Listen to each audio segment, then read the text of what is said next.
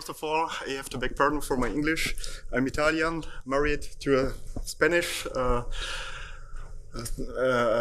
to my Spanish wife, and so at home we are living in Germany. So at home we speak like Esperanto, and my English become worse and worse with the years. The second thing is that since 1 month I changed my workplace. I was in a university hospital in Augsburg, and now I work in Nürnberg. And I changed also my profile, and now I'm head of IT department, medical technology department, and information security department, trying to solve problems they don't know they have in ways they can't understand. The third thing, thinking about innovation and the hospital world, for me, thinking on the German the German health system is the gap between the inpatients and outpatients. Why, from my point of view, it's important to fill this gap is because we need a continuous care of our patients. We have to increase the patient's safety, which is not given because of this gap. Avoid double examination. We have the possibility to do therapeutic interventions, preventive measures, lower hospitalization, re-hospitalization, and try to unburden emergencies, general physicians, rescue services, and from the view of a hospital, try to optimize the portfolio of our patients, make certain patient selection, and try to manage better the patient's flow from the point of view of a hospital. How we can reach the bridge or try to filling this gap. I think technologies are very important in this field regarding telemedicine, telenursing, which are to combine from my point of view. And there are a lot of developments in the last years regarding remote monitoring, wearables, smart devices, or for instance here in Germany, also electronic health card, which can help to fill this gap.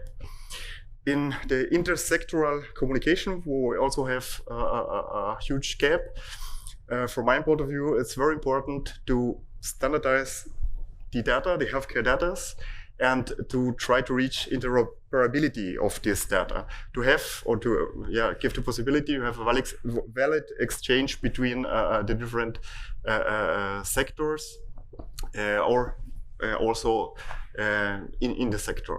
There are different levels of interoperability that we have to reach and standards that we have to find. There are technical structural like 5G networks, syntactic like here in Germany the HL7 Fire, which will become very important. Semantic like the LOANC or the International Classification of Diseases, and then organizational or management issues or levels. The digital transformation in the hospital sector is very complicated, and there are a lot of different issues, ideas, things that are in a rapid development.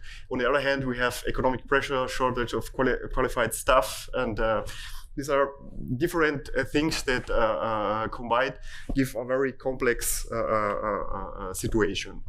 Now, I wanted to start with a very simple thing, which I think that could help a lot from the medical, from the physician's point of view, in this digital transformation. And it's just the clinical documentation. I think that's very important to bring automation in documentation, like we already know it from PDMS systems or video documentations in UR.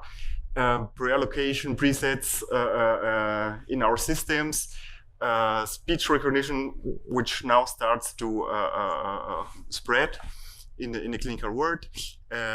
For instance, clinical decision support in different fields, the automatic generation of assessment in the nursing field or for the quality management, to automatically generate registry entries, automatic coding or billing. A second point, which in my experience is very important, is the integration of treatment path or guidelines in our systems, and to guide the medical staff properly and with actual scientific data. Another thing that I saw, which is very important in the hospital setting, is are the mobile solutions, bedside mobile solutions, mobile devices that can be used, including imaging for wound management, and also the possibility to make sketches for information sheets and similar things. And one of the crucial aspects in Augsburg, we had a complete digitization of the inpatients.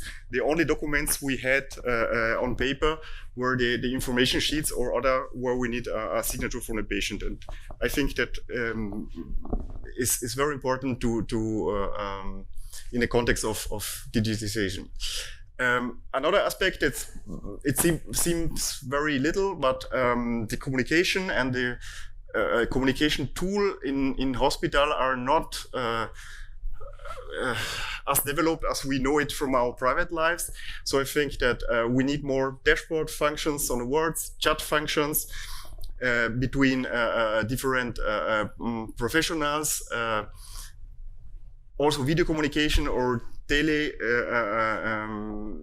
medicine options, like in the situation that a senior surgeon wants to interact in the OR with a maybe younger or not so experienced surgeon, or if a young doctor is in the ward and he needs the opinion of his senior physician, which is on duty or not in a hospital. All that to minimize documentation effort for the medical staff and increase the quality of care. And I think that are the two important points that we can catch with automation and digitization of documentation. Often we hear about ChatGPT, and I wanted just to put it in the context of healthcare. There are a lot of potential applications, like as seen in the documentation, diagnosis, treatment, individual assistance for patients externally, education and research. The potential functions are to use ChatGPT like a search engine, also for research, as a text generator, symptom checker, as seen for patients, or also for the patient important, maybe the compliance tool, which informs him about drug interactions or like a medication reminder. There are some medical, legal and ethical challenges, like regarding quality, accuracy, safety of the results of this kind of technology used in healthcare. And the other issue is the transparency for the training data and how the results are generated. There is a risk for unfair biases, as we saw in other fields also, privacy or copyright law. I asked ChatGPT what he think about the use of ChatGPT in medical context, and that was the answer with these 3 points: safety, legal consideration, and ethical consideration. I found it quite interesting. Generally, now that's a publication about CDS, clinical decision support in medication, but it could be transferred to other contexts in healthcare system. We have these 3 main interactions between people and process, firstly, and when we apply technology, it comes to interrelation or more complex interrelation. And from the same publication, we see that in the application of clinical decision support in medication, we have a lot of pitfalls, a lot of things that could make the process more complex and not give us the positive effects that we want applying this kind of technology. And so, we can see that first of all, inaccessibility of information, which we also say with the standard medical sheets which patients bring us in the hospital, the system usability, but then in the application of CDS, the so-called alert fatigue due to excessive or inappropriate alerts, poor adaptation to users' experience. A very young physician needs more help. A very experienced don't want to have too much alerts in his documentation. And other issue is the wrong timing, the poor graphical presentation, or very often they need to switch between different screens using clinical decision support. If we combine AI, big data, clinical decision support, I just tried to see in PubMed in the last year how many publications there were, and it was about 1,800, and there are all fields like oncology, endoscopy, neurology, and there's a big interest in combining this kind of technologies and to applicate it in healthcare. In many of the cases, there is a little bit of distance from the results, because this kind of technology has a lack of transparency, or often they say they are like black box systems. We know what we give inside and we see what is the result, but we don't know exactly how the results are processed and how the system comes there. And I will cite this publication from Pierce. The way an algorithm arrives at a particular output is not known or knowable to a physician from this point of view. And this opacity problem has led to questions about whether physicians are justified in relying on these algorithmic outputs. And so we have two kinds of scholars. The one who see the very centrality of the explainability of this kind of technology. With others, they say it's not required because it's not required of physicians, and so why we should ask it from a technology if we normally don't do that. And yeah, maybe the term of explainable AI, which is important in this context. The same publication, another graphic, trying to explain that we need to explain, to justify the use of AI, that the results are proper and that the results could lead us to better outputs. Explain, to control and to improve the system, and also in an academic or research perspective to discover new things. And there are three types or three terms here for artificial intelligence. And the first one is the accurate artificial intelligence, where accuracy is the number of correct predictions. And there is a kind of trade-off with the explainable artificial intelligence, where we have these terms of, or this kind of AI is interpretable, comprehensible, understandable, and from this point we can go to a responsible artificial intelligence, where we have aspects of ethical aspects or fairness, like seen before. And the authors claim that it's very important to do this path, to do these steps, because only if we can rely and we are sure that the data that we generate and the results that we generate are fair, intelligible, follow ethical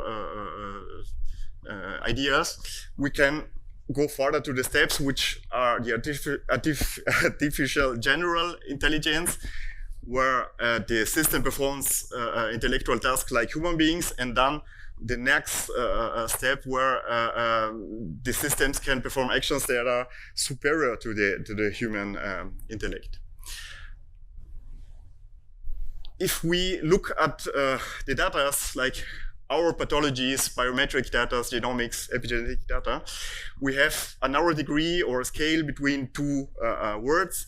One is the cybersecurity, data privacy, rights of every one of us, compliance teams, and on the other side, the risk of discrimination, the risk of cyber criminality, the risk that someone sees for the fully transparent patient, and but on the other hand, more positive maybe, the maximal availability of data for medical staff or for research purposes. Here in Germany, there's a big discussion now about big data, and there are concerns about the industrial use of big data for commercial purposes. And I think that is something that we have to discuss socially and politically. Yes, another aspect in the technological process from the point of view of a physician is the humanity in healthcare. And here an important aspect is the physician-patient communication and the progress of digitization. Often I see medical staff typing and not even looking at the patient, and they lose a little bit the centricity of the patient in their attention. And there are different steps and emotions like empathy that could go to neutrality or even to coldness. And I don't want to say what is better. Maybe one patient prefers the neutrality, the other prefers a physician which is very human, very with a lot of empathy. But these are things that when we try to apply new technologies or the technology in medicine, we have, from my point of view, to think about. Then there are concerns and also fears of patients regarding technologies, devices, robots. That's understandable. And it could be difficult if patients lose the trust in the practitioner or in treatments, because maybe they have a concern about the security of the data we use in the therapy. So a summary, I think that technology, interoperability, and common digital structures can help to fill the intersectoral gap, which we have here in Germany. Automation, support in documentation and communication, the integration in our technologies of treatment path and guidelines, and bedside mobile solutions, and solutions like the e-signature can help to minimize the documentation effort and increase the quality of care. And I think that it will be a necessity in the coming years, because we have a shortage of skilled workers, and so we have to digitize and automatize our processes. From my point of view, the role of the centricity of the patient, the humanity and empathy in medicine are not to be loosened. Big data related technologies, as said, used primarily for care and science would or can lead to acceptance in the population, which now is a difficult thematic, I think. And as we saw, newest technologies bring also new medical, legal, ethical, and practical issues. And the last thing I learned in the last days when I started in Nürnberg is how to use properly a USB stick. You have to put it in the wrong way, turn it around, try it other one, turn it other way, and then it will be the proper way to make it function. Thank you very much.